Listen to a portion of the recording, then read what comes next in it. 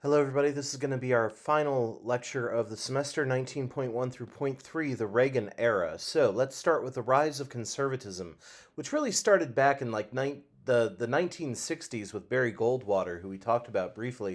In 1968, we saw it progress further, but in the 70s, we see it expand. Now, liberals, if we're looking at the difference between liberals and conservatives, liberals in general believe that the federal government should play an active role in the people, a large role, that a larger federal government can help more people. They enjoy special programs, welfare programs that assist the poor, unemployed, elderly. Uh, they focus on civil rights issues. They believe in government regulation of business, believing that the government should step in and make sure that businesses do not become too big or too powerful. They also are, in general, more internationalist with believers in international organizations of peacekeeping like the United Nations. Conservatives in general, and you better believe in general, because there are different strokes for different folks in both the liberal and conservative camps. But in general, conservatives believe in a smaller federal government because they believe a large federal government is dangerous to individual liberties and freedoms. So, in that way, you might say that a conservative would believe in individual freedoms over group freedoms in most situations. They also they believe that creating special programs hurts the economy and is also unfair to people that it doesn't help. They believe in a smaller federal government and very little regulation of businesses. And they believe that, especially back in the 1970s and 80s, there was a strong belief in anti communism, a strong desire for national defense. And in general, they are not in favor of progressive social agendas such as gay rights and abortion. Now, you will find, again, outliers in every group, liberal and conservative. So always make sure you say the word in general. Now, after the Vietnam War, after the splits within the Democratic Party, we see the rise of what is called the New Right. This is the conservative surge of the 1980s, and they grew in power. There were numerous groups within the New Right and subgroups as well, but in general, they were against high taxes. They did not like social welfare like food stamps, Title IX, things like that. They were for the more traditional families, man, wife, children.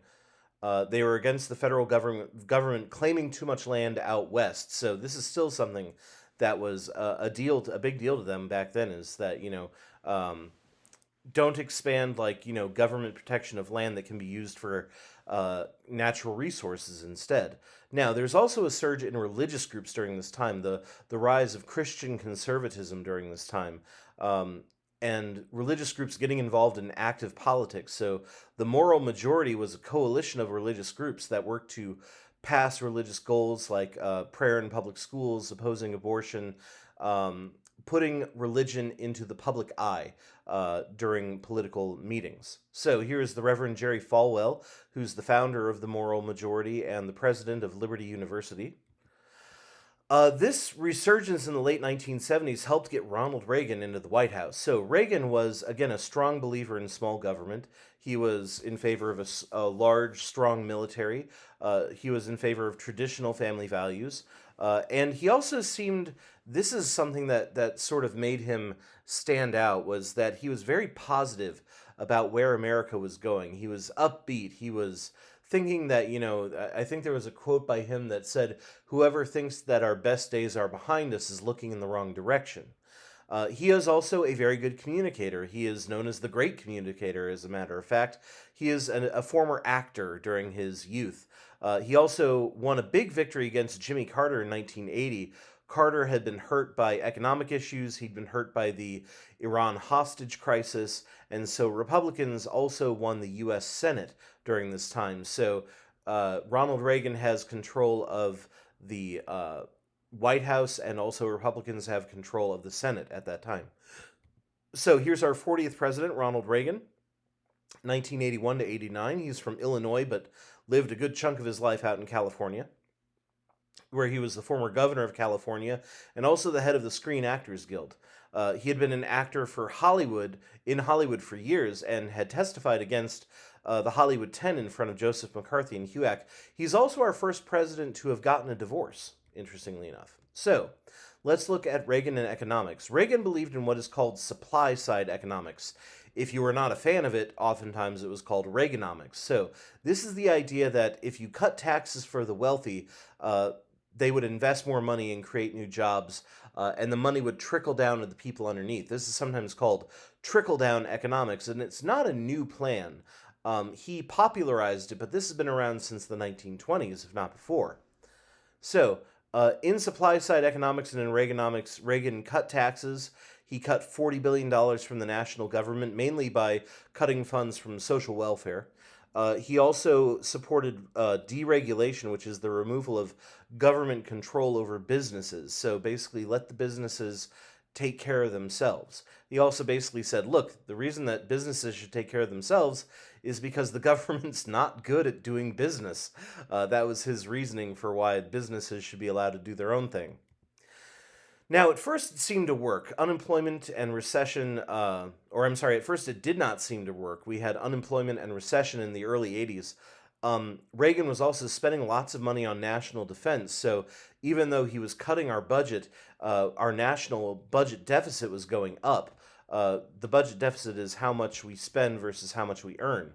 We're also seeing a rise in international competition, especially Japan is stepping up as our new big competition. They're taking over a lot of traditionally American industries like technology, car making, things like that. So, for instance, here's a Toyota from the 1980s. Reagan also worked against unions. He still had a lot of support from conservative groups during this time, and slowly the economy began to rebound. Now, aside from all that, fun fact about Reagan is that he was shot. And I don't know if that was not fun is the wrong word. Interesting fact.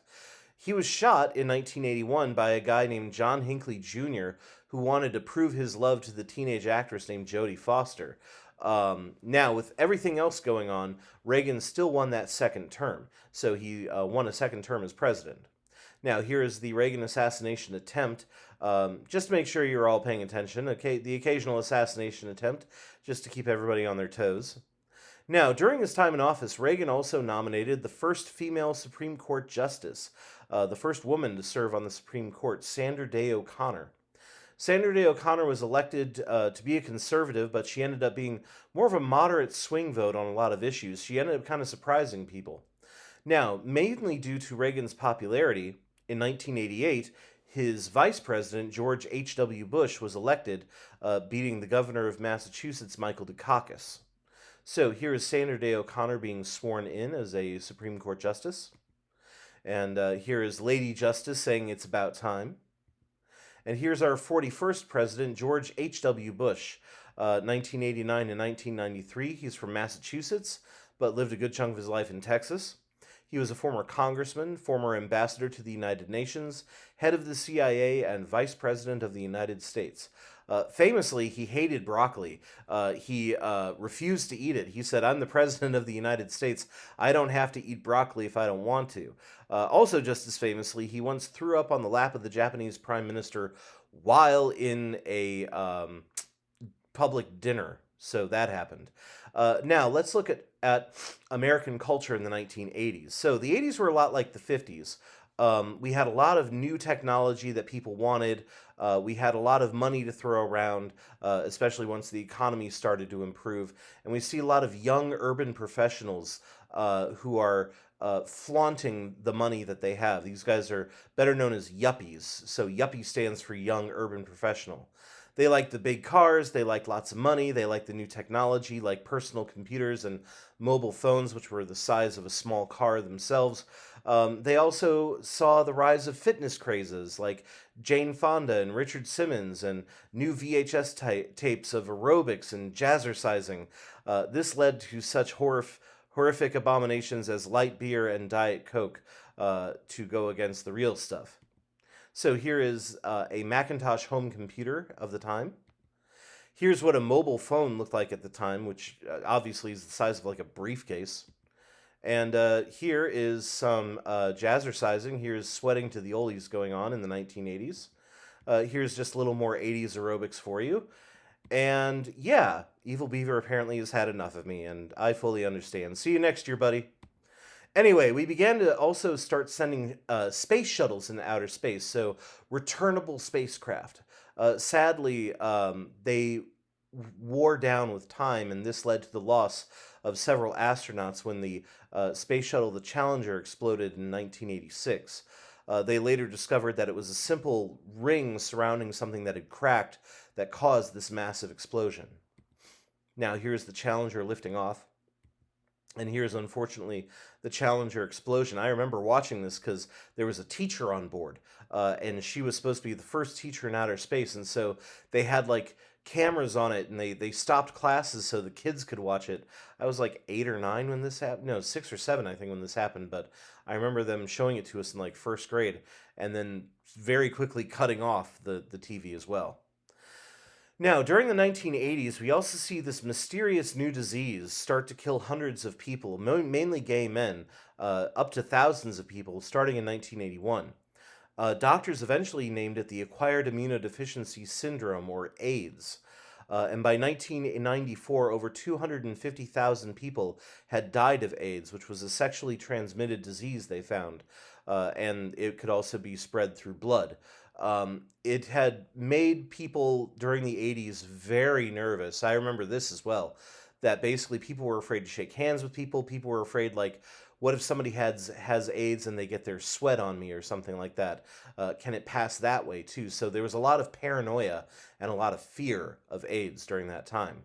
So here are some of the people who died of AIDS: Freddie Mercury of Queen, Liberace on the bottom, the famous pianist, and a young man named Ryan White. Ryan White got it through. Ryan White was a hemophiliac. He bled profusely, and so had to get a blood transfusion. And he got one from somebody who had AIDS, and it eventually killed him. But he sort of became the face of the AIDS crisis for a while. Now let's also look at the end of the Cold War. During the 1980s, Reagan was intent on getting the Russians to surrender, to submit, beating the Russians in the Cold War. He also made it very personal. So, whereas, former presidents like Nixon and Carter and Ford had sort of made it, maybe we can make peace with them. We just have disagreements, not personal issues. Reagan made it personal. He called the Soviets an evil empire.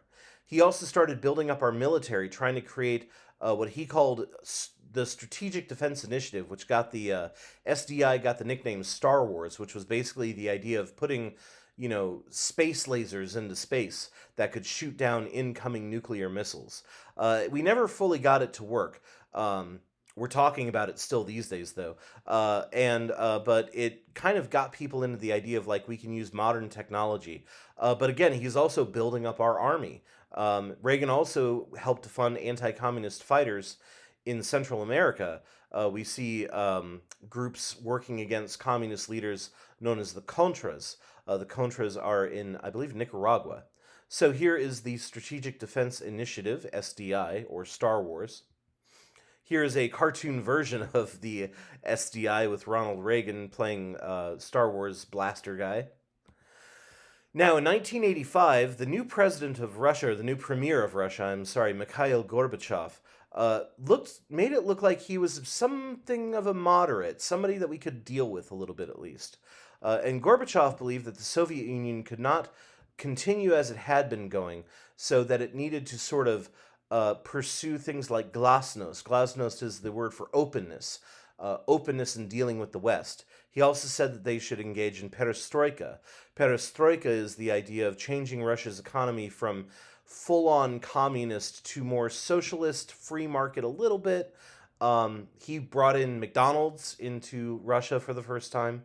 And Reagan and Gorbachev started to meet over time and tried to reduce U.S.-Soviet tensions, get rid of missiles, and come to some sort of conclusion of the Cold War. So here's Mikhail Gorbachev. Now, throughout the late 80s and the early 90s, the former Soviet countries began to fall one by one and were replaced by democracies. This included Germany. We see East and West Germany unite under a democracy. They even tore down the Berlin Wall. The people did it, not the army, not the navy, not the CIA. The people of Germany in Berlin decided to tear down the Berlin Wall. And then in August of 1991, the Soviet Union collapsed after a failed communist overthrow of Gorbachev. After it failed, basically the Soviet Union fell apart, and we see a lot of those satellite states become their own countries. We see the Soviet Union become Russia, and for a time at least, they got rid of that traditional Soviet authoritarianism that had sort of been in control of Russia for many decades. So here's the fall of the Berlin Wall. Now let's briefly look at Reagan and his foreign policy. After a bomb in Beirut killed 240 American soldiers, Reagan pulled out of the country and pulled out of Lebanon, but he wanted to show America's military strength, so we went after Grenada instead. Grenada was a small communist island nation in the Caribbean to sort of show that, we we were leaving Lebanon, but we could still take these communist countries if we wanted to. Now, in 1985, the U.S. actually made a deal where we sold guns to Iran, still our enemy after the Iran hostage crisis, but we liked them more than we liked other countries in the region. So we used the money to fund the Contras, and Iran used the money to fight Iraq. This became known as the Iran-Contra affair when it came into the public viewpoint, and it really shook the Reagan White House a little bit. A few of Reagan's aides went to prison. Reagan said that he was responsible for the scandal, but he said he hadn't known anything about it when it happened. And so here's the bombing in Beirut. Here are Nicaraguan Contras receiving guns from America. And here's Colonel Oliver North, who became sort of the face of the Iran-Contra scandal and went to jail for a little while.